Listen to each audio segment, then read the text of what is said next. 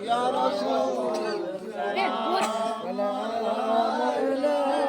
شعر سے لکھا اے اپنا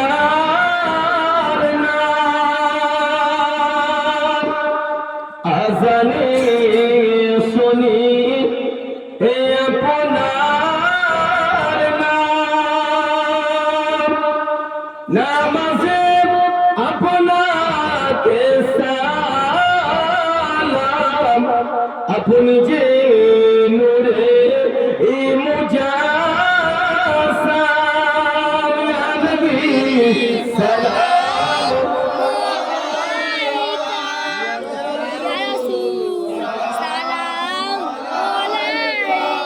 يا حبيب سلام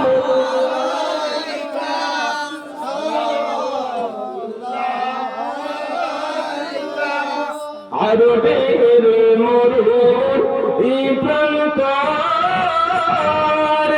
পাঠাইলেন মালিক এ আপনার আব্দুল্লাহর জীর্ণ আমিনা মায়ের এ উদরে ইয়া নবী সালাম আলাইকা ইয়া রাসূল সালাম আলাইকা ইয়া হাবিব সালাম আলাইকা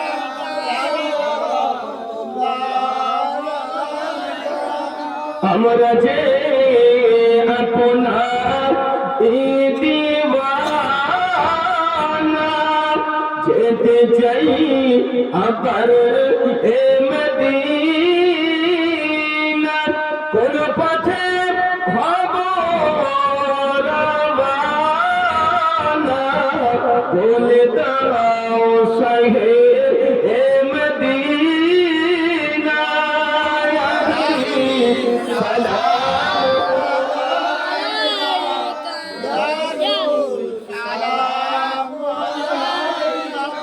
يا حبيب السلام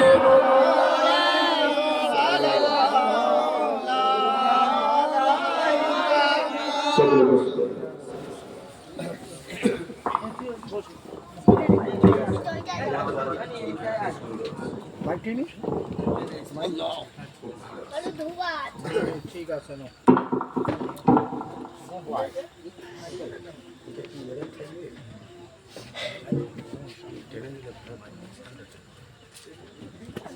ঠিক আছে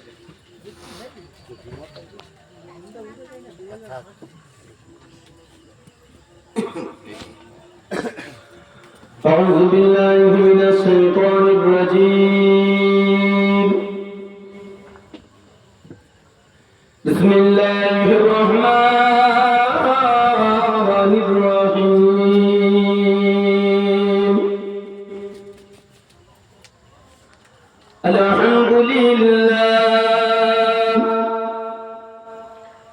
الحمد لله وكفى وسلام على عباده الذين اصطفى أما بعد فأعوذ بالله من الشيطان الرجيم بسم الله الرحمن الرحيم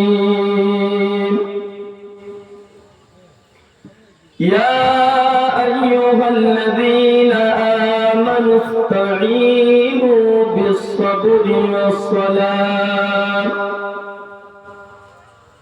إن الله مع الصابرين وقال الله تعالى في آية أخرى والصابرين في البأساء والضراء وحين البأس أولئك الذين صدقوا وأولئك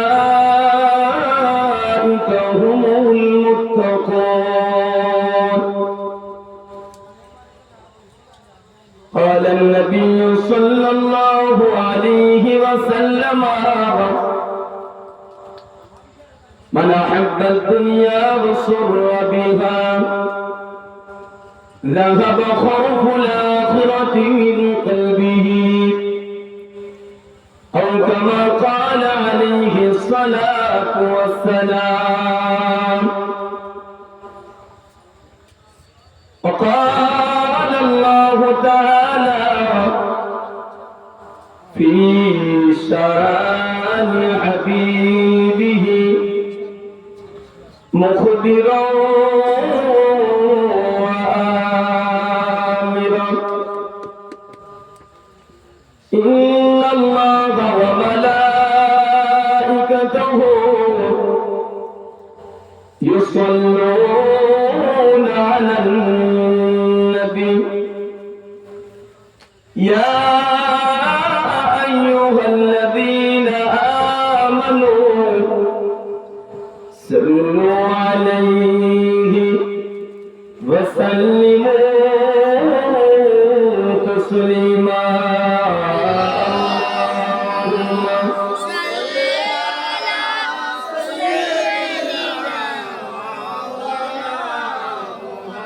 قال علي سيدنا قیامت میں ہر شخص پریشان رہے گی. ہر ایک شخص ضرور رو کر محمد کو پکار دی. اگر مجھے او خبر نہ لے خبر نہ لے تو کون خبر لے گا.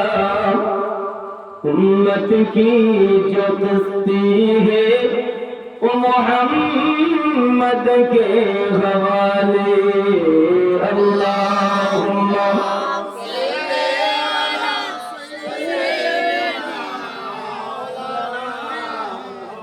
وعلى آل سيدنا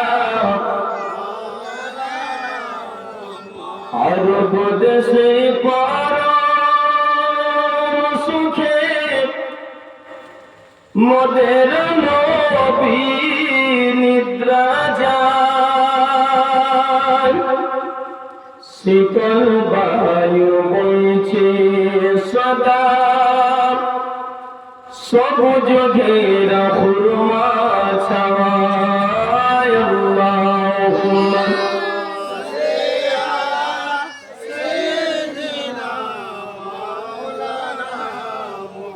وعلى آل سيدنا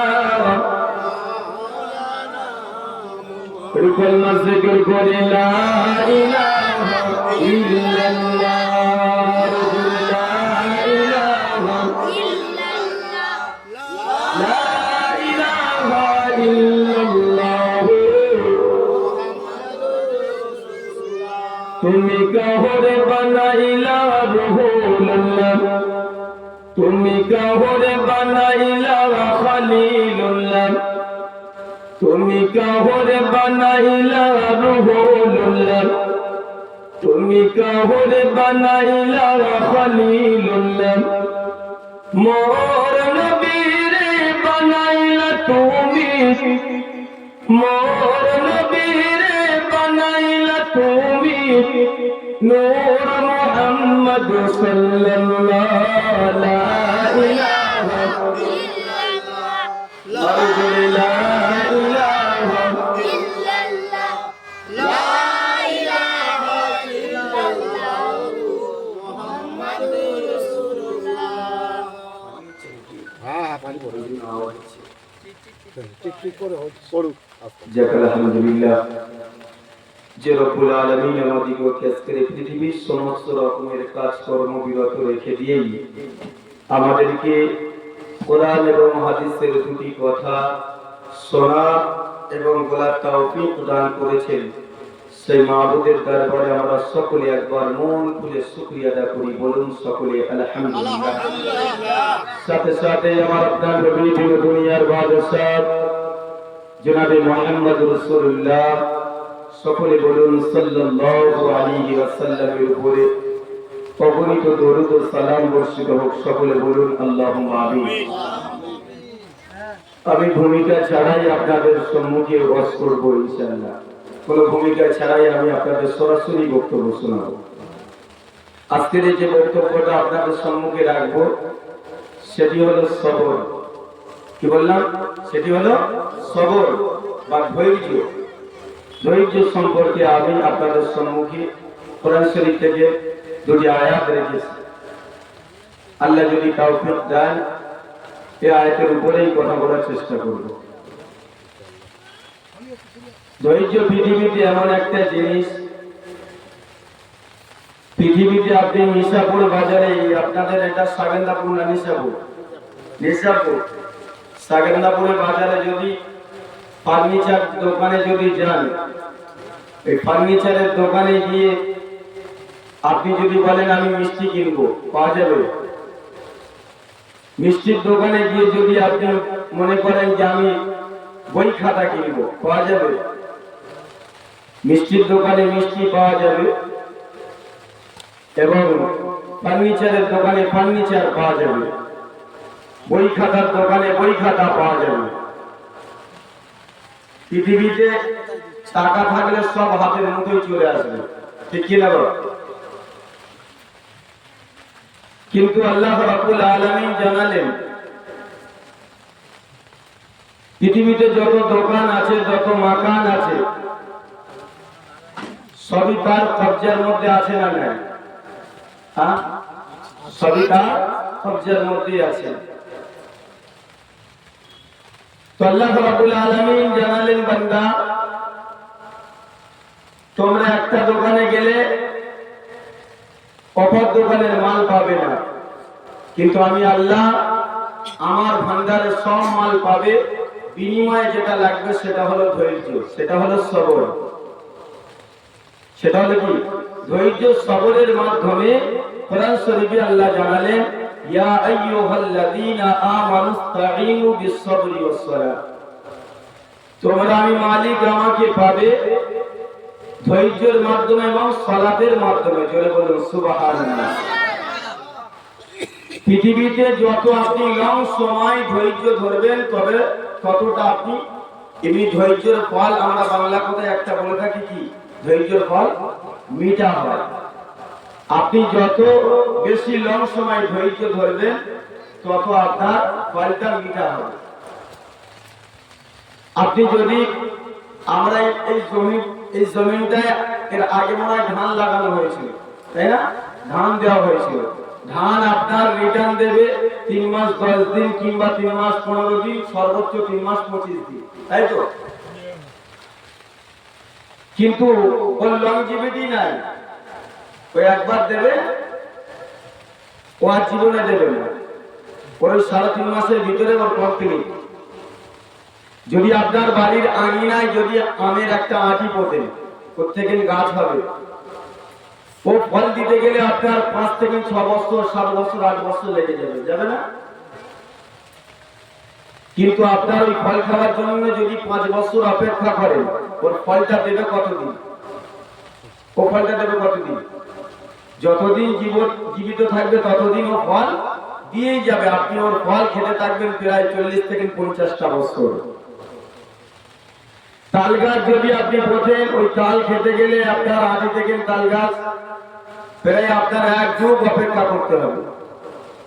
কিন্তু বিজ্ঞান বলছেন তাল গাছ যদি একবার দাঁড়িয়ে যায়, ও যদি ফল দেওয়া শুরু করে প্রায় 100 বছরের উপরে ফল দেয়। জোরে বলুন সুবহানাল্লাহ। তাহলে আপনার ধৈর্য সীমাটা যতটা লং হবে ফলটা তত মিঠা হবে, ফলটা তত মিঠা হবে। তো আমরা মানুষ হিসেবে দুনিয়াতে আমরা যে জায়গায় গিয়ে ধৈর্য ধরার কথা, সে জায়গায় গিয়ে আমরা ধৈর্য ধরি না। বলা আছে যে তুমি বাথরুমে গিয়ে তাড়াতাড়ি খারাপ হও বাথরুম থেকে। একজন দার্শনিক বলেছেন যে पिंजरे में चिड़िया जैसे इस जमाने में कुछ मुसल्ली वैसे। একজন দার্শনিক বলেছেন पिंजरे में चिड़िया जैसे इस जमाना में कुछ मुसल्ली वैसे। পিঞ্জিরায় আপনার যেমন পাখিটা বাইরে বার হওয়ার জন্য ছটফট ছটফট করে, আমরা কিছু মুসলমান আছে, কিছু মুসল্লি আছে, মসজিদে গিয়ে ছটফট করি কখন বাইরে বার হবে। কিন্তু যে জায়গায় ধৈর্যের মাধ্যমে আল্লাহর কাছে চেয়ে পাওয়া যাবে, হাদিস শরীফের ভিতরে এসেছেন তোমাদের যদি জুতার ফিতাও ছিঁড়ে যায় ওটাও আল্লাহর কাছে চাও, জোরে বলুন সুবহানাল্লাহ, ওটাও পেয়ে যাবে।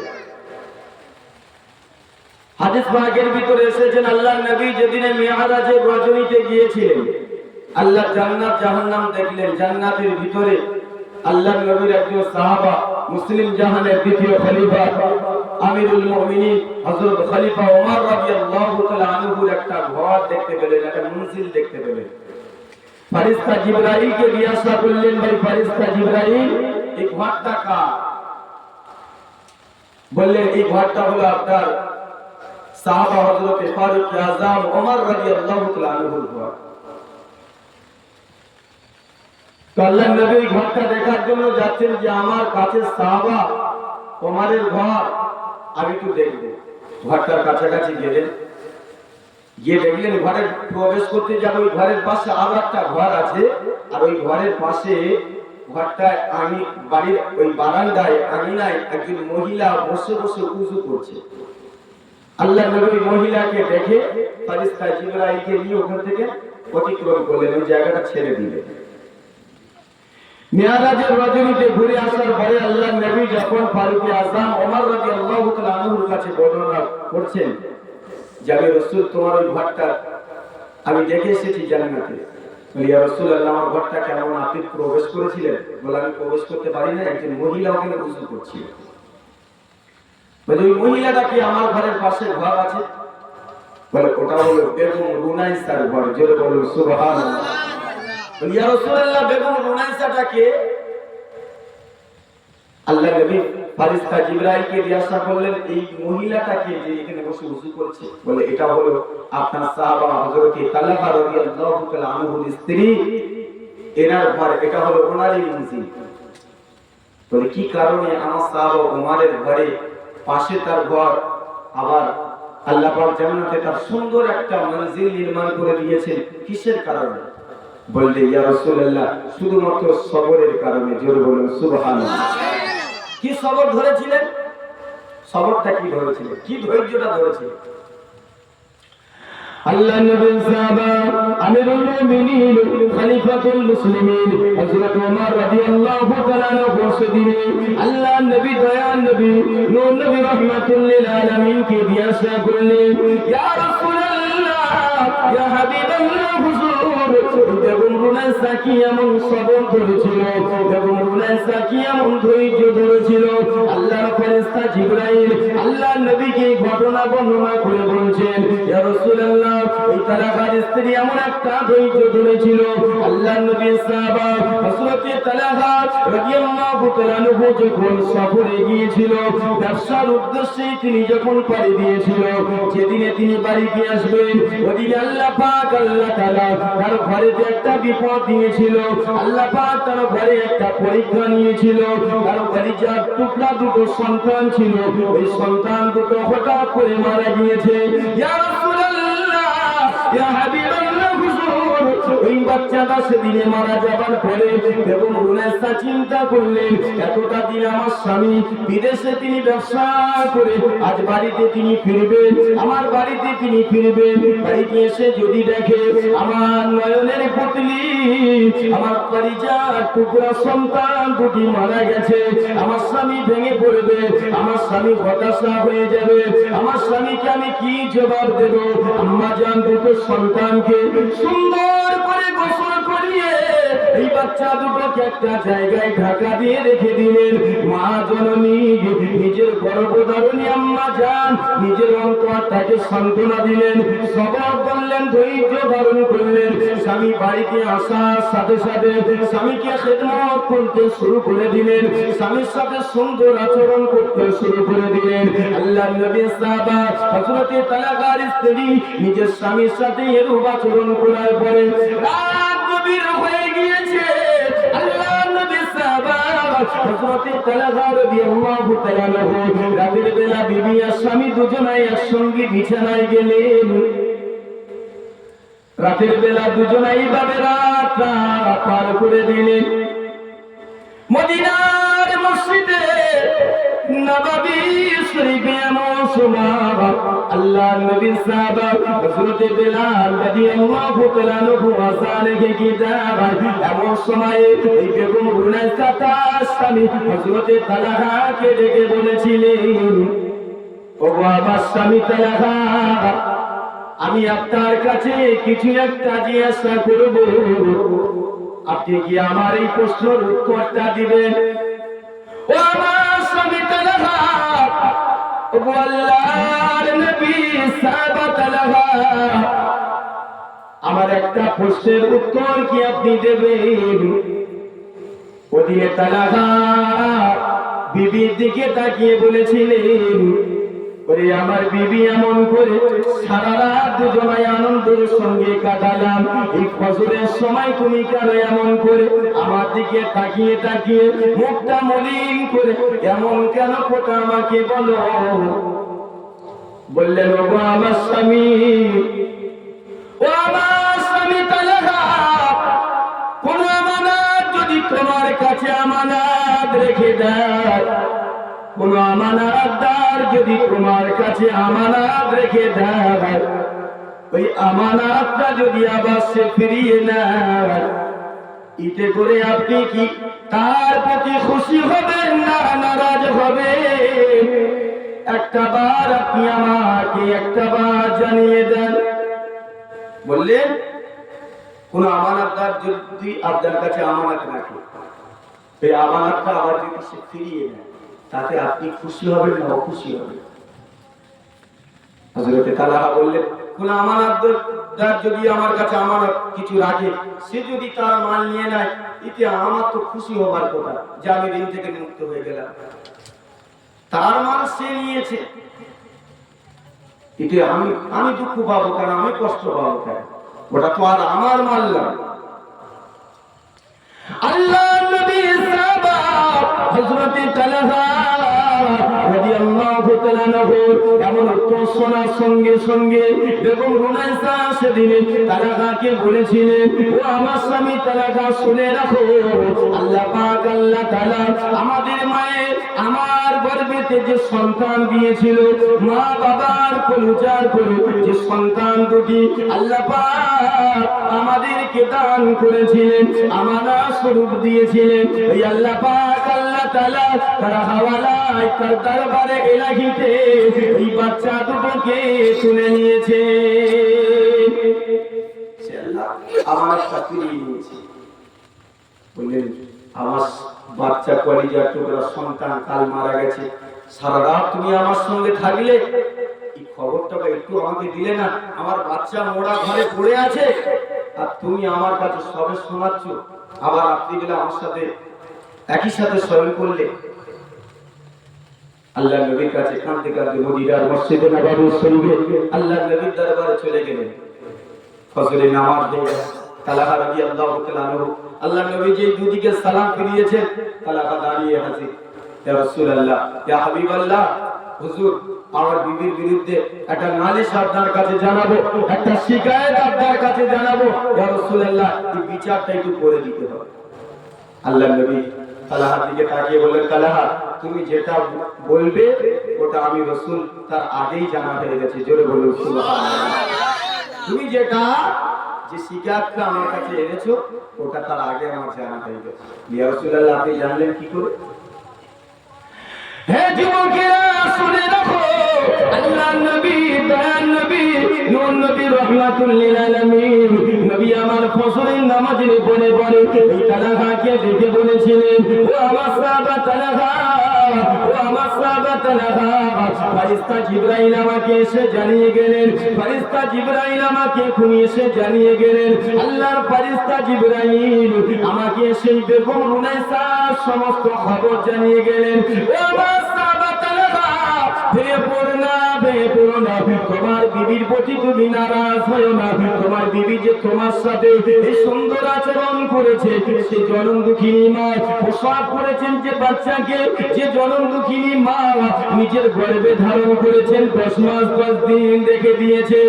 ও আমার সাহাবা তালাকা, একটা বার ওই জনম দুঃখী মায়ের কথা চিন্তা করে দেখো, তার কলিজা টুকরা সন্তান বিদায় হয়েছেন, কলিজা টুকরা সন্তান পৃথিবীতে চলে গেছেন, শুধু স্বামীর মুখে হাসি ফোটানোর জন্য তার নিজের বাচ্চাটাকে সুন্দর করে গোসল করিয়ে সাইড করে রেখে দিয়েছেন। আম্মা জান কত ধৈর্য ধরেছেন একটা বার।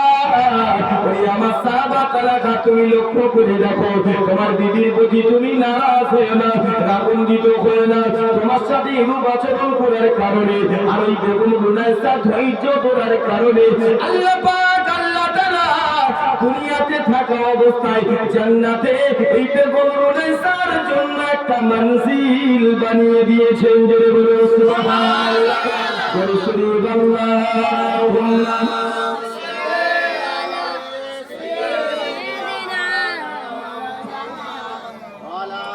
وعلى علي سيدنا وشهر محبت जहाँ मुस्तफा है वही घर बनाने को दिल चाहता है। जो सुभान अल्लाह, अरे तुझे बोलो सुभान अल्लाह। शहरे मोहब्बत जहाँ मुस्तफा है वही घर बनाने को दिल चाहता है। वो सोने से कर चाँदी सी माटी नजर में बसाने को दिल चाहता है, नजर में बसाने को दिल चाहता है। जिहाद मोहब्बत की आवाज गूंजी,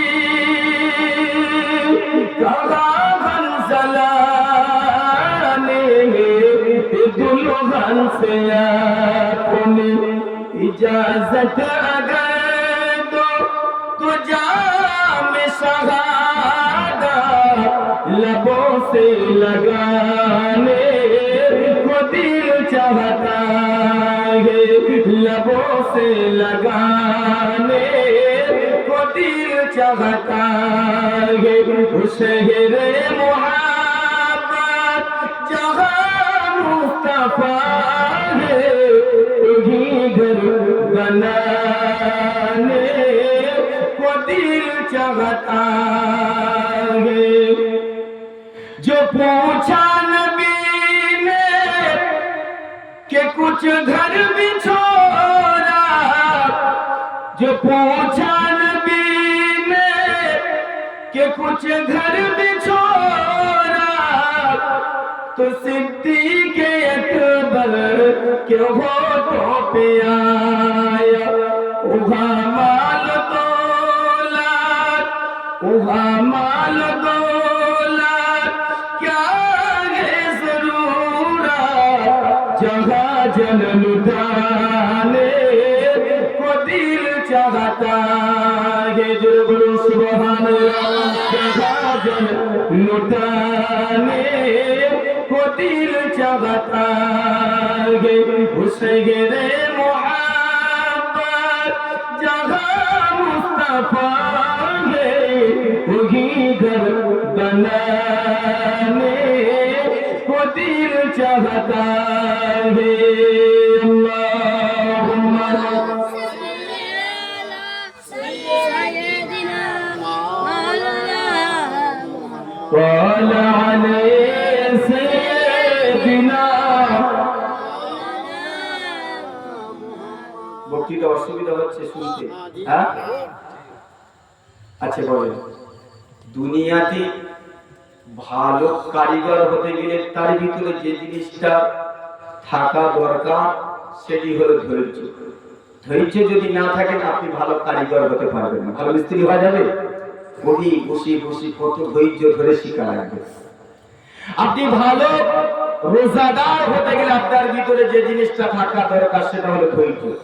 ধৈর্য যদি না থাকে বেলা হয়ে গেছে, পিপাসা লেগে ভেঙে দিই। তো রোজা রাখতে গেলে যে জিনিসটা প্রয়োজন সেটি হলো ধৈর্য। আপনি ভালো মিস্ত্রি হতে গেলে যে জিনিসটা থাকা দরকার সেটি হলো ধৈর্য। ধৈর্যবিহীন আপনি ভালো মিস্ত্রি, আপনি ভালো কারিগর, আপনি ভালো মুমিনই হতে পারবেন না। তাই তো ধৈর্য জিনিসটা আপনার আমার ভিতরে যদি না থাকে আপনি ভালো মুমিনই হতে পারবেন না। কিন্তু এখন সব কারি, এখন সব কি কারি, সব পরবর্তী। ছেলেকে নিয়ে গেছে, ছেলে খুব অসুস্থ, ডাক্তারের কাছে গেছে। ডাক্তারের যা টেম্পার, ডাক্তারের যে কম্পাউন্ডার হচ্ছে তার ডবল টেম্পার। সে গেছে বলছে, ভাই 20 জন তো লাইনে আছে, আমার বাচ্চাটা মরে যাবে, ভাই একটু দেখো না। হেই, নাম লিখিয়েছো? কখন এসেছো? হ্যাঁ, লাইনে দাঁড়াও, সময় হলে ডেকে নেবে। সে আরো টেম্পার, তাই না? বাপ মৃত্যুর সময় ভয়ে এসেছে, বলছে বেটা সেই গরমের দিনে ঘুমাতে পারবি না, সংগ্রামপুর বাজার থেকে পাখাটা নিয়ে আসবি। আমার সময় নেই, তুমি যাও, তুমি আসার সময় আনতে পারো নি? বাবা আমার যদি মনে থাকতো তুমি আসতাম। আর এক টেম্পার, ওয়াইফের কথা বিবির কথা আর বললাম না, বুঝেছেন? ওটাকে আর খারাপ করে দরকার নেই। তো আমাদের ভিতরে এই ধৈর্য জিনিসটা নেই। আল্লাহ নবী সাহাবা হযরত আবু বকর রাদিয়াল্লাহু তাআলা আনহু মনে পড়ে যায় হাদিস শরীফ ওই কথা, যেদিনে তিনি সফরে বার হলেন, মক্কা থেকে মদিনাতে চলে যাবেন, হিজরত করেছেন। আল্লাহ নবী খুব ক্ষুধার্ত। আবু বকরকে বললেন, আবু বকর দেখো তো বাবা, আমি রাসূলুল্লাহ বড় ক্ষুধার্ত অবস্থায় আছি, কোনো বাড়ি ঘর তো দেখা যায় কিনা, কোনো ফলমূল কিছু পাওয়া যায় কিনা একটু দেখো তো। মরুভূমি, চতুর্দিকে তাকিয়ে দেখে শুধু মরুভূমি আর মরুভূমি। উপরে উঠলেন, পাহাড়ের উপরে উঠে আবু বকর দেখলেন কোন জায়গায় কোনো ঘর দেখতে পাচ্ছেন না, কোনো মানুষকে দেখতে পেলেন না। নিচে নেমে আসলেন, এসে বলি, ইয়া রাসূলুল্লাহ কোনো ঘর বাড়ি দেখতে পাচ্ছি না। বলে ওই পাহাড়ে চলে যাও। ওই পাহাড়ে গিয়ে দেখছি সেখানেও নেই। আবার বলছি এই পাহাড়ে যাও। ওই রোদ্দুরের সময় আল্লাহ নবী এক জায়গায় দাঁড়িয়ে রয়েছেন। আবু বকর এই পাহাড় ও পাহাড়, নিজের সাথী নিজের সঙ্গী, ক্ষুধার যন্ত্রণা, তীব্র যন্ত্রণায় তিনি হাঁটতে পারছেন না, চলতে পারছেন না। ঠিক এমন সময় আবু বকর এই পাহাড় আর ও পাহাড় করছে। যখন কোন মানুষের দেখা পেলেন না, কোন বসতির দেখতে পেলেন না, কোন গাছপালা দেখতে পেলেন না, নিরাশ হয়ে আল্লাহ নবীর কাছে এসে বলি, ইয়া রাসূলুল্লাহ কোন বাড়ি ঘর কিছু পেলাম না, কিছু পেলাম না। এতবার এই উত্তপ্ত মরুভূমির বাড়ির উপর থেকে হাঁটলেন, তবুও ধৈর্য এই অধৈর্য হলেন না। আল্লাহ নবীর কাছে আসলেন, এসে বলি, ইয়া রাসূলুল্লাহ দেখতে পেলাম না। আল্লাহ নবী বললেন, এই পাহাড়ের উপরে দেখো তো। পাহাড়ের উপরে উঠলেন, দেখতে পেলেন ছোট্ট একটা কুঠি দেখতে পাওয়া যায়। জোরে বলুন সুবহানাল্লাহ। আল্লাহ নবী সাহাবা হযরত আবু বকর গেলেন, গিয়ে বললেন, ঘরে গিয়ে সালাম দিলেন, আসসালামু আলাইকা ইয়া আহলাল বাইত। ওগো ঘরওয়ালারা, তোমরা কি কেউ বাড়িতে আছো? যদি বাড়িতে থেকে থাকো অসুবিধা নেই, কানটা আমার দিকে লাগিয়ে হবে। হ্যাঁ, আল্লাহ নবী সাহাবা হযরত আবু বকর রাদিয়াল্লাহু তাআলা আনহু গিয়ে বাড়ি ওই ঘরে গিয়ে জিজ্ঞেস করছেন যে বাবা কেউ বাড়িতে আছো? একজন মহিলা ভিতর থেকে আওয়াজ দেয় যে হ্যাঁ বাড়িতে আছি। কি দরকার বলেন? বললেন, মাগো আমার সঙ্গে সাথী যিনি আছে তিনি ক্ষুধার যন্ত্রণায় চলতে পারছে না। মা তোমার বাড়িতে যদি দুধের কোনো ব্যবস্থা থাকে, তোমার বাড়িতে যদি খেজুর থাকে, কিছু খাদ্য খাবার যদি থাকে, আমার সঙ্গী সাথীর জন্য একটু দিয়ে দাও মা। হযরত আবু বকরের এই কথা শোনার পরে ওই মহিলা সেদিনে বললেন যে আমার বাড়িতে আমার জন্য যে খাবার টোকা আমার স্বামী রেখে গেছে, ওই খাবার টোকা যদি তোমাকেই দিয়ে দিই তো আমার সারাদিন চলবে কেমন করে? ওই খাবারটা যদি তোমাকেই দিয়ে দিই আমার সারাদিন আমি কাটাবো কি করে? আবু বকর বললেন, দেখো না আমার একটু ব্যবস্থা করে দেখো না। বললেন না। আবু বকর চলে আসলে আল্লাহর নবীর কাছে আবার ওই উত্তপ্ত মরুভূমির বালির উপর থেকে হেঁটে হেঁটে আবার চলে আসলেন। কতটা ধৈর্য দেখেন, কতটা সবর দেখেন। আল্লাহর নবী দয়ার নবী নূর নবী রাহমাতুল লিল আলামিনের কাছে এসে বললেন, ইয়া রাসূলুল্লাহ, ইয়া হাবিবাল্লাহ, হুজুর, আমি বাড়ি তো পেলাম বটে, এই মরুভূমির ভিতরে আমি একটা বাড়ি দেখতে পেলাম বটে, মানুষও পেয়ে গেলাম বটে। ইয়া রাসূলুল্লাহ, আমি আপনার সঙ্গের সাথী, আপনার জন্য খাবার নিয়ে আসতে পারি না। ইয়া রাসূলুল্লাহ, ইয়া হাবিবাল্লাহ, হুজুর, আমি আপনার জন্য খাবারের ব্যবস্থা করে আসতে পারলাম না। আল্লাহ নবী আবু বকরকে ডেকে বলেছিলেন, ও আমার সাহাবা আবু বকর, ওরে আমার সাহাবা আবু বকর, এই বাড়িতে আবার তুমি চলে যাও, এই বাড়িতে আবার তুমি চলে যাও। ওরে আমার সাহাবা আবু বকর, এই বাড়িতে গিয়ে ওর দুধ দেওয়া লাগবে না, ওর বাড়িতে যদি গিয়ে একটা বকরি পাওয়া যায়, এই বকরির স্তনের দুধ আমরা গ্রহণ করে নেব। ও আমার সাহাবা আবু বকর, আবার তুমি চলে যাও। আল্লাহ নবীর সাহাবা আবু বকরের কতটা ধৈর্য দেখেন, কতটা সবর দেখেন। এই উত্তপ্ত মরুভূমির বাড়ির উপর থেকে আবার এই রোদ্দুরের সময় তিনি হাঁটতে শুরু করে দিলেন। এই বাড়িতে গেলেন, আবু বাবাদের বাড়িতে চলে গেলেন, আবারও সালাম দিয়ে বললেন, মা, ও আমার আম্মা জান, আপনার বাড়িতে যদি কোনো বকরি থেকে থাকে মা, এই বকরি থেকে আমরা একটু দুধ দহন করে নেব। আল্লাহ এই প্রশ্ন শোনার সঙ্গে সঙ্গে, এই কথা শোনার সঙ্গে সঙ্গে এই মহিলা বলেছিলেন, না না না, আমার বাড়িতে যতগুলো বকরি, উত্তম মা, ছাগল ছিল, সবগুলো আমার স্বামী উম্মে মা বাবা চড়াতে নিয়ে গেছেন, ওগুলোকে খাওয়াতে নিয়ে চলে গেছেন। ওরে সাহাবা আবু বকর, শুনে রাখো, ওরে এই নিঝুম রাতের প্রতি শুনে রাখো, এই ভাই মুসাফির শুনে রাখো, আমার বাড়িতে তেমন কোনো বকরি নাই, আমার বাড়িতে তেমন কোনো গাভী নাই যে যার স্তন থেকে তোমরা দুধ দহন করবে।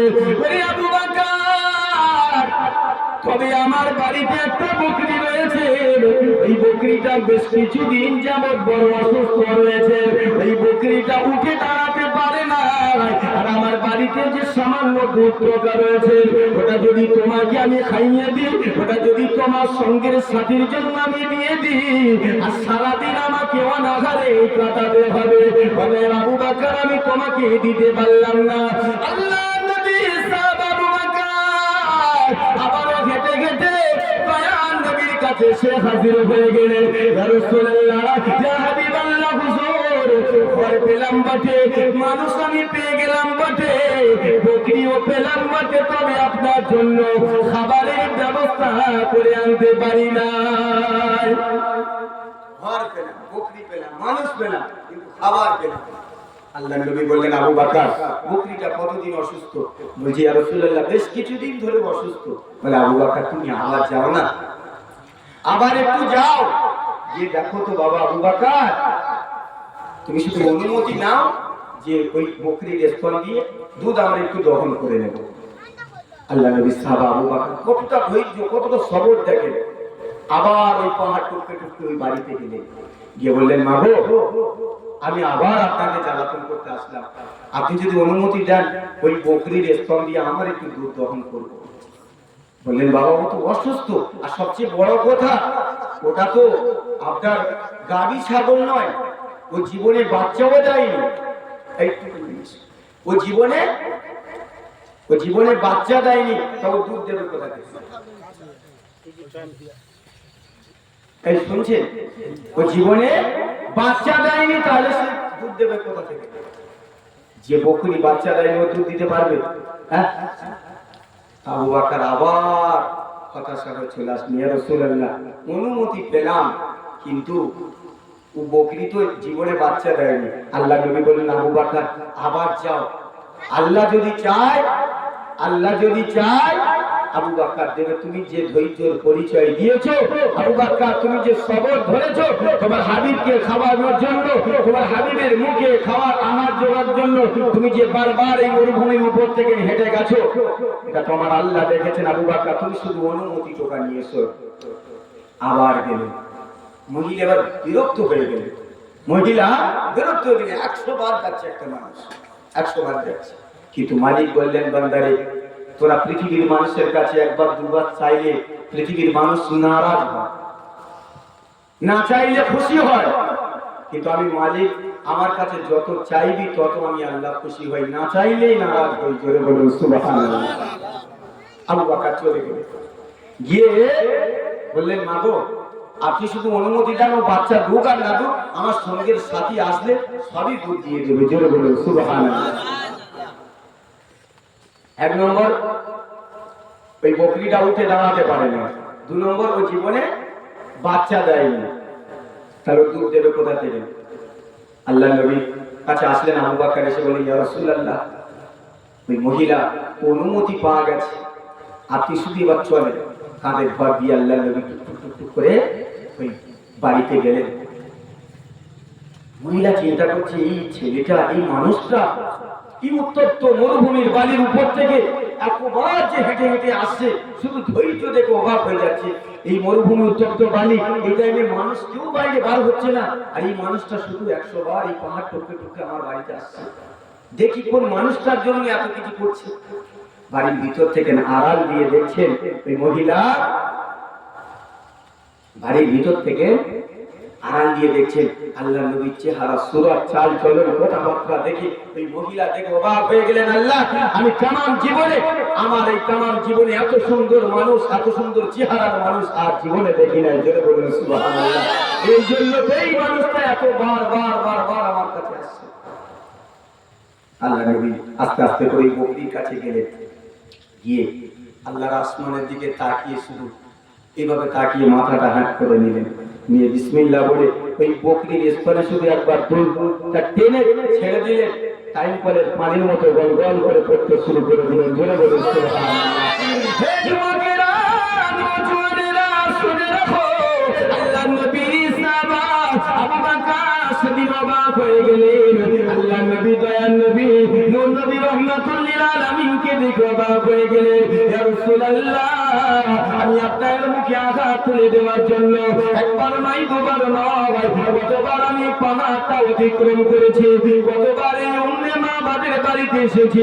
ইয়া রাসূলুল্লাহ, আমি জীবনে এই ধারণা আমার ছিল না যে বকরিটা জীবনে কোনোদিন এখনো বাচ্চা দেয়নি, এই বকরিটা কেমন করে দুধ দেবে।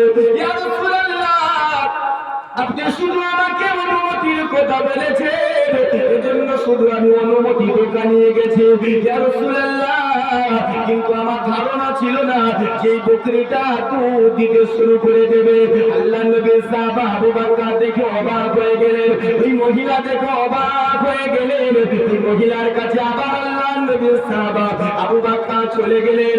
ও মা, উম্মে মাবা, আমি কি আমার বন্ধু মুহাম্মাদের জন্য, আমি কি আমার সঙ্গীর সাথীর জন্য আবার তোমার কাছে জ্বালাতন করতে এসেছি। মা, যদি বাড়িতে একটা পাত্র থাকে, ওই পাত্রটা তুলে দাও।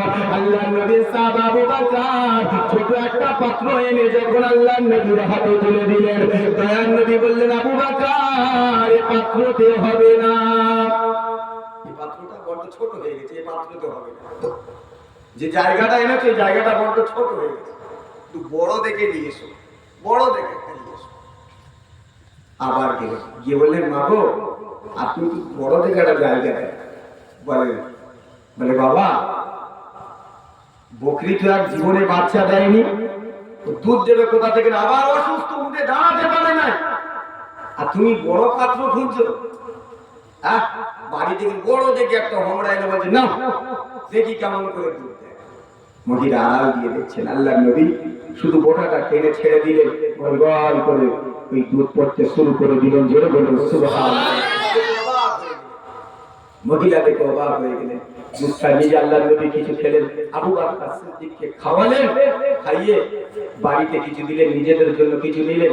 আর ওই পাত্রটা ধুয়ে, একটা মোড়া ফুল গাছ ছিল ওখানে, মোড়া একটা ফুল গাছ ছিল, ওই মোড়া ফুল গাছে ছিটিয়ে দিলেন, সঙ্গে সঙ্গে ওই মোড়া ফুল গাছটা জিন্দা হয়ে গেল। জোরে বলুন সুবহানাল্লাহ। হে জগৎবাসী, মনে রাখো, আমার মালিক, আমার আল্লাহ জানিয়ে দিলেন, ওই দুনিয়াবাসী শুনে রাখো, আমি মালিক, আমি তো সাগরকে শহর বানাতে পারি, আবার শহরটাকে সাগর বানাতে পারি। আমি আল্লাহ, আমার কাছে বান্দা তোরা সবরের সাথে যা কিছু চাইবি ধৈর্যের সাথে তোরা আমি মালিক আমার কাছে যেটা চাইবি সেটাই পেয়ে যাবি। জোরে বলুন সুবহানাল্লাহ। বিনিময়ে ধরতে হবে কি? ধৈর্য সবর ধরতে হবে। কিছু কিছু মানুষের উপরে জুলুম হয়, কিন্তু মানুষ বলে আল্লাহ কি দেখতে পায় না? আল্লাহ সবই দেখতে পাচ্ছে, তুই শুধু একটু ধৈর্য ধর, তুই শুধু কি একটু ধৈর্য ধর। কিন্তু ধৈর্যটা আমাদের ভিতরে নেই, কেন আমরা নগদে বিশ্বাসী। আমরা কি নগদে বিশ্বাসী? লটারি কাটবো মাল পেয়ে যাবো, লটারি কাটবো মাল নগদে পেয়ে যাবো। দুনিয়ায় এখন দেবো আখেরাতে পাবো, ওই বোকামি কাজ কেউ করে? হ্যাঁ, এখন দেবো আখেরাতে পাবো, ওই বোকামো করবো। এখন 30 টাকা যাই যাক বাপ, যদি কপালে 1 কোটি থাকে। আমরা নগদে বিশ্বাসী, কিন্তু আল্লাহ বললেন বান্দা শুধু একটু সবর ধর, সবর ধর। কিন্তু আমাদের ভিতরে সেই সবর নেই, সে ধৈর্য নেই। ধৈর্যের সাথে বান্দা যখন কোনো কাজ করে, আল্লাহ বললেন ওয়াকানা হাক্কান আলাইনা নাসরুল মুমিনিন, তার ইজ্জত সম্মান তার রিজিক বাড়ানোর দায়িত্ব আমি আল্লাহ নিজেই নিয়ে নিই। জোরে বলুন সুবহানাল্লাহ। কিন্তু আমরা ধৈর্য হারা হই, আমরা অধৈর্য হয়ে যাই।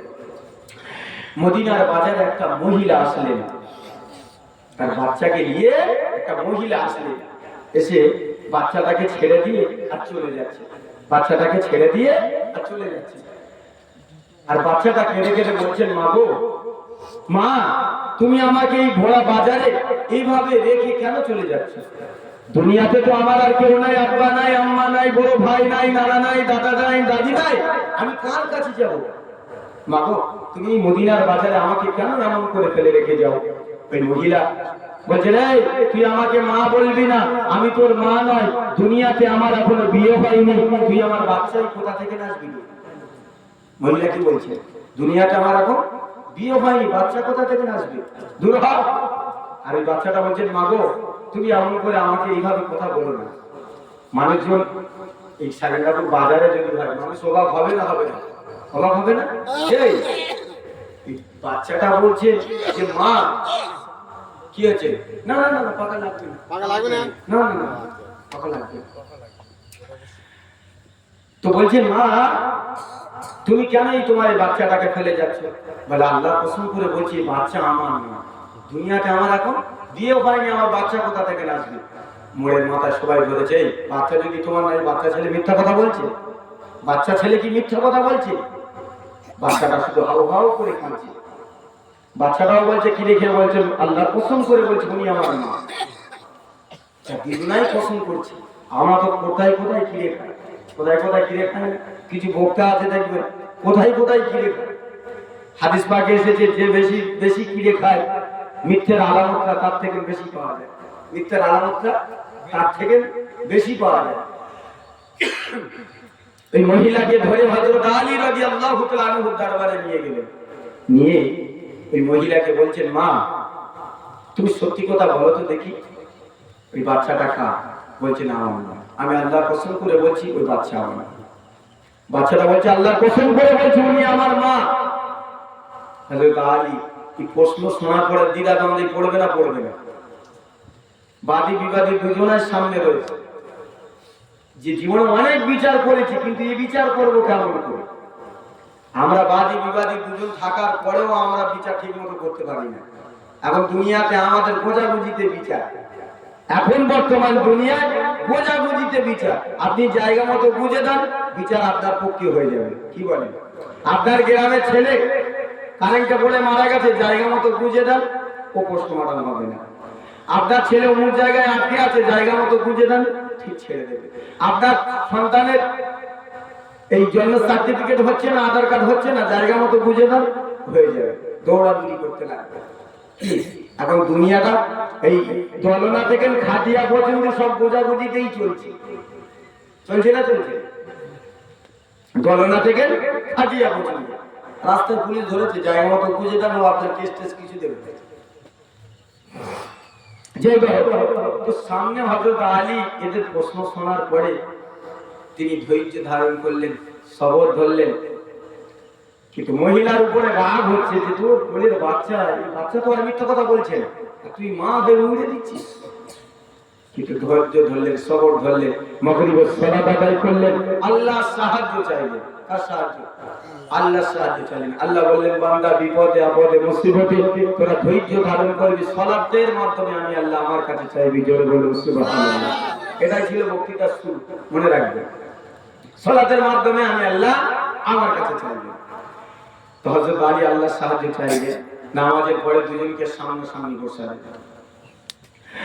হে যুবকেরা শুনে রাখো, আল্লাহর নবী সাহাবা হযরত আলী রাদিয়াল্লাহু তাআলা আনহু সেদিন ওই মহিলাকে আবারও জিজ্ঞাসা করলেন, মা হে মদিনার রমণী, হে মদিনার রমণী, সত্যি করে তুমি আমাকে বলে দাও, একটা বার তুমি সত্য করে আমাকে বলো, এই বাচ্চাটা কার? কার একটা বার তুমি আমাকে জানাও।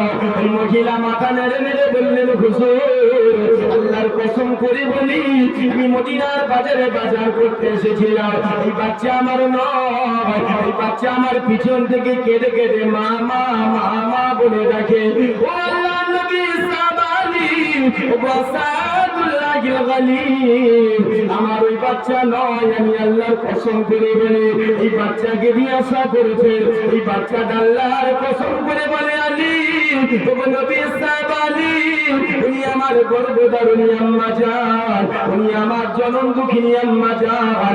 ছোট্টবেলা থেকে যখনই আমার চোখ ফুটেছে আমি তখন থেকে ওনাকেই তো দেখে আসি। আল্লাহর নবী সাবালি, আজ আমি বুঝতে পেলাম না আমার জনম দুঃখিনী মা আমাকে সুন্দর করে গোসল করিয়েছে, বাড়িতে আমার সুন্দর পোশাক করিয়েছে, আজ মদিনার বাজারে এভাবে আমাকে ছেড়ে রেখে চলে যাবে। আমি সন্তান, আমাকে যে অস্বীকার করবে এটা আমি বুঝতে পারি নাই। আল্লাহর নবী সাহাবা হযরত আলী রাদিয়াল্লাহু তাআলা আনহু সেদিন এই বাচ্চাকে দেখে বলেছিলেন, ও বাবা ছেলে, আমি আলী যদি তোমাকে একটা বার বলি, আমি যদি তোমাকে একটা বার প্রস্তাব দিয়ে দিই, আমি আলী যদি আমার হাসান আর হুসাইনের খেলার সাথে যদি তোমাকে বানিয়ে দিই, আমার হাসান আর হুসাইনের ভাই যদি তোমাকে বানিয়ে দিই, আমি আলী যদি আমার সন্তান বানিয়ে নি তোমাকে, আম্মা ফাতেমা যদি তোমার জনম দুঃখিনী মা হয়, এতে কি তোমার কোনো আপত্তি আছে? ওই বাচ্চাটা সাথে সাথে উঠে দাঁড়িয়ে গেলেন। আল্লাহর নবী সাবালি ওয়াসাদুল্লাহিল গালিব, আল্লাহর বিজয়ী সিংহ হযরত আলী, আপনি যে আল্লাহর বিজয়ী সিংহ হযরত আলী, হাসান আর হুসাইন যিনি জান্নাতের যুবকদের সর্দার হবেন, তারা যদি আমার ভাই হয়ে যায়, তারা যদি আমার খেলার সাথী হয়ে যায়, এর থেকে পৃথিবীর জমিনে আমার থেকে বড় সৌভাগ্যবান বলে কেউ আর আছে? জোরে বলুন সুবহানাল্লাহ। এর থেকে বড় সৌভাগ্যবান আর কে হবে? সঙ্গে সঙ্গে ওই মহিলা অবাক হয়ে গেলেন। মহিলা বললেন, হুজুর ঠিক আছে, বিচার তো হয়ে গেছে। বাচ্চাকে নিজের ঘরে নিয়ে নিলেন। মহিলাকে বললেন, যাও, বিচার হয়ে গেছে, তুমি চলে যাও। বিচার হয়ে গেছে, তুমি চলে যাও। মহিলা বললেন, হুজুর বিচারের মাধ্যমে একজনকে খুশি করলেন আর অপরজনকে আপনি এইভাবে এক রাস নিরাশা নিয়ে ফিরিয়ে দিচ্ছেন। বলছেন তার মানে? বলে, হুজুর বিচারের মাধ্যমে ওর তো মন ভরিয়ে দিলেন, ও তো ওর পিতা মাতা সব কিছু খুঁজে পেয়েছে, আর আপনি আমাকে এইভাবে হতাশা করছেন, আপনি আমাকে এইভাবে হতাশা করছেন। মহিলা কথা শুনে হযরত আলী বললেন, ঠিক আছে, আমিও তোমার মন ভরিয়ে দেব, কিন্তু আমার প্রস্তাবটা তোমার মেনে নিতে হবে। বললো, হুজুর আপনি যা বলবেন আমি তাতেই রাজি, যা বলবেন আমি তাতেই রাজি। কি বলবেন?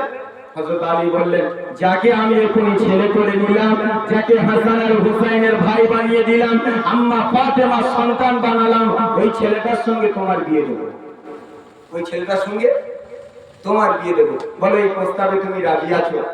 মহিলা বললেন, হুজুর ও আল্লাহর বিজয়ী সিংহ হযরত আলী, নিজের সন্তানের সাথে কেউ বিয়ে করে এ ধরা পড়েছে না পড়ে? বলে, নিজের সন্তানের সঙ্গে কেউ বিয়ে করে? এরপরে আরো চমক আছে, নবী শুরু করেন, আল্লাহুম্মা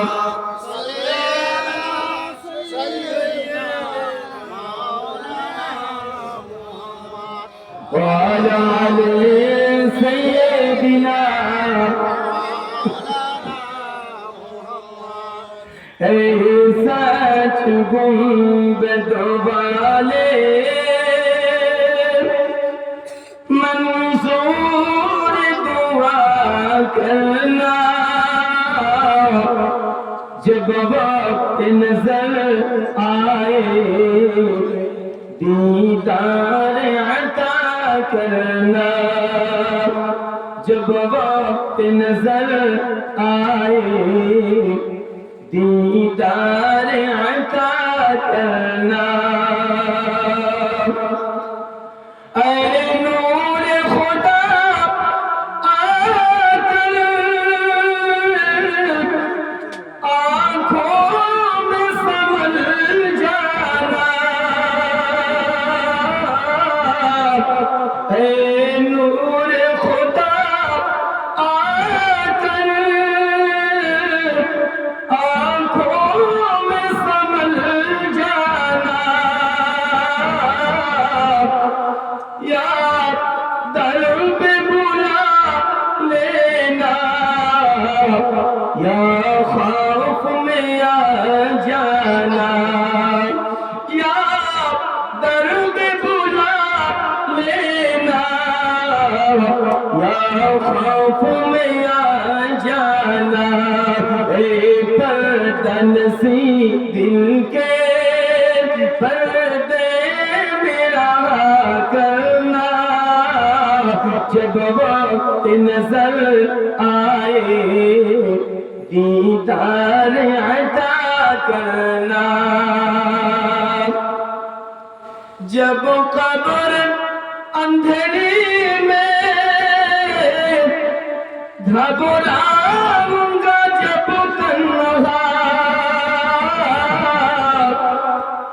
इमदाद मेरी करने आ जाना मेरे आका इमदाद मेरी करने आ जाना रसूल अल्लाह रोशन मेरी तुर्बत को रोशन मेरी तुर्बत को है नूर खुदा करना जब वक्त नजर आए दीदार अता करना ला इलाहा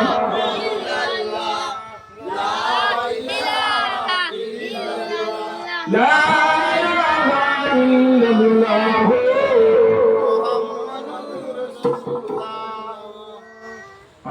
হচ্ছে নাকি বন্ধ করে দেবো হ্যাঁ পানি বন্ধ হয়ে গেছে ও চালিয়ে যা পানি আল্লাহর রহমত হয়ে গেছে আচ্ছা আপনারা যতক্ষণ বলবেন অসুবিধা নেই আর অধৈর্য হয়ে গেলে সেটাও বলবেন কারণ ধৈর্যের ব্যাপারেই ওয়াজ হচ্ছে কিসের ব্যাপার হচ্ছে ধৈর্যের ব্যাপার হচ্ছে না ঠিক আছে হ্যাঁ ধৈর্যের ব্যাপারেই ওয়াজ হচ্ছে তো ধৈর্যের একটু পরিচয় দেন কেন একবার সেই মালদা জেলায় একবার গেছে জানেন ডাকাতপুকুর বলে একটা জায়গা তো হাল্লা মোহাম্মদপুর ডাকাতপুর বলে একটা জায়গা ওখানে একবার ওয়াজ করতে গেছি স্টেজে উঠেছি আর আপনার পানি শুরু কমিটির ছেলেরা বলছে হুজুর শুধু আপনি তকবীর দেন আর ওয়াজ করতে শুরু করেন লোক ঠিক এমনি আসবে দেখলাম সবাই চলে গেছে হ্যাঁ আর সে এমন একটা জায়গা যে আশপাশে ঘরও নাই মাঠের বিস্তানে জলসা হচ্ছে বিশাল প্যান্ডেল তো আবার আমাকে রেখে আবার সবাই চলে সে ওকে ওই অবস্থা হয়েছিল যাই হোক তো আজকে আমাদের কথা হচ্ছে কি সবর নিয়ে কিসে নিয়ে সবর নিয়ে একটা শিকারী জঙ্গলে গেছে আমরা কি সেটা একটু বলি একটা শিকারী জঙ্গলে গেছে শিকার করতে কিন্তু জঙ্গলে গিয়ে দেখছেন কোন শিকার করতে পারলেন না চলে আসবেন দেখুন ছোট একটা বাঘের বাচ্চা পড়ে আছে বাঘের খাঁচা একটা ছোট বাঘের বাচ্চা পড়ে আছে ওই বাচ্চাটাকে নিয়ে এসেছে বাড়িতে ওরে রাখবে কোথায় তার ঘরে কিছু ভেড়া বসেছে জানেন ভেড়া বসেছে বাঘের বাচ্চাকে রাখলেন ভেড়ার দলে তার সাথে বাঘের বাচ্চাকে ভেড়ার দলে রাখলেন বাঘের বাচ্চার চোখ ফোটে না তো ভেড়ার দলে থাকছে ওর খাওয়া দাওয়া ছিল আলাদা কিন্তু খাচ্ছে কি ভেড়া যে এই ঘাস খাচ্ছে, ও সেই একই ঘাস খাচ্ছে। ভেড়ার দলে থেকে থেকে বড় হয়েছে, বুঝেছেন? ভেড়ার দলে থেকে থেকে বড় হয়েছে। শিকারী একদিন তার সমস্ত পশুগুলো নিয়ে জঙ্গলে গেছে তাদেরকে খাওয়াতে। আপনার বাঘ পণ্ডিত টাইগার দাঁড়িয়ে রয়েছে শিকার করবে বলে, দেখছে দলের ভিতরে সবার থেকে ওর মাথাটা উঁচু। ওই বাঘের বাচ্চা ভেড়ার দলে, ওর মাথাটা সবার উঁচু। ও আপনার সুযোগের অপেক্ষায় রয়েছে, ধরেছে। এখন ওটাকে ধরে নিয়ে নিজের ডেরায় চলে গেছে। বাঘ একবার নিজের দিকে তাকায়, একবার ওর দিকে তাকায়, যাকে শিকার করেছে ওর দিকে তাকায়। দেখলেন যে আমারও গোপ আছে, এরও তো মাল গোপ আছে, আমার গায়ে ডোরা ডোরা দাগ আছে, এরও তো সেই একই দাগ আছে, কিন্তু আমার গর্জন আছে, এর গর্জন নাই কেন? এই তুই বাঘের বাচ্চা ঘোড়ার দলে? ব্যাপার তোর তো থাকার জায়গা ছিল আলাদা, খাবার জায়গা ছিল আলাদা, তোর শোয়ার জায়গা ছিল আলাদা, তোর হুঙ্কার ছিল, তোর গর্জন ছিল, সে গর্জন গেল কোথায়? তোর এই ভেড়ার মতো গর্জন কেন? ভেড়ার দলে থেকে থেকে ভেড়ার মতো হয়ে গেছে। এটা আমাদের সাথে একটু ভেড়া, আমাদের সাথে একটু, আমাদের সঙ্গে একটু ভেড়া। আজ মুসলমান বীরের জাতি, মুসলমান কিসের জাতি? বীরের জাতি। কিন্তু সে বীর কোথায় গেছে? আমাদের সেই গর্জন। আর দুনিয়া চতুর্দিকে তাকিয়ে দেখেন মুসলমান লাঞ্ছিত, বঞ্চিত, অপমানিত হচ্ছে দুনিয়া সব জায়গায়, সব জায়গায়।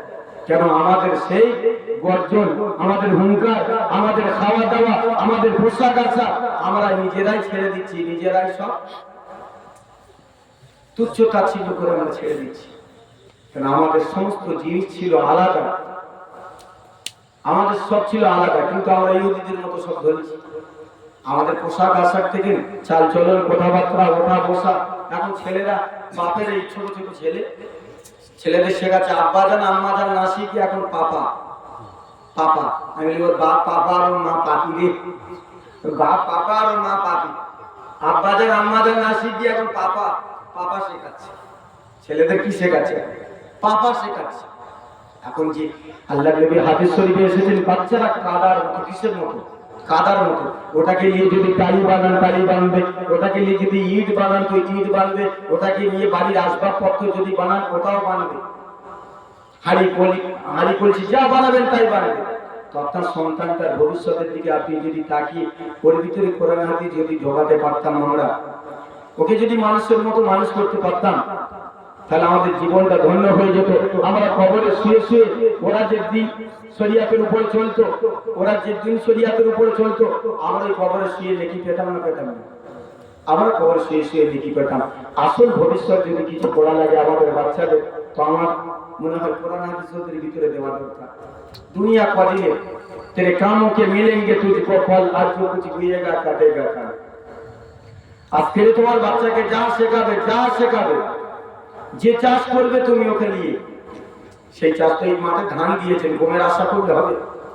বাড়ির আঙিনায় মুচ্ছে দিয়েছে, আর বাড়িতে বসে বসে দোয়া করছে আল্লাহ ওকে আঙুর ধরবে, ধরবে? হ্যাঁ ধরবে? তুই মুচ্ছে দিয়েছিস, মুচ্ছেই পারবি। তো আমরা ওটাকে, এদেরকে যা শেখাবো সেটাই আমরা ফিরে পাবো। ওদেরকে যদি কোরআন হাদিস শেখায় তো ওটাও আমরা ফিরে পাবো। একটা বাচ্চার কথা আমার মনে পড়ে যায়। একদিন ফজরের আযান হচ্ছে, রাতের বেলা ফজরের আযান হচ্ছে, জিহাদের ডাক এসেছে। একটা 7 বছরের বাচ্চা মায়ের কোলে শুয়ে আছে, মায়ের কোলে 7 বছরের বাচ্চা শুয়ে আছে, আর মা ডুবরে ডুবরে কাঁদছে। মাকে বলছেন, মা গো, এই রাতের গভীরে তুমি কেন এমন করে কাঁদো? মা, এই রাতের গভীরে তুমি এমন করে কেন ডুবরে ডুবরে কাঁদো?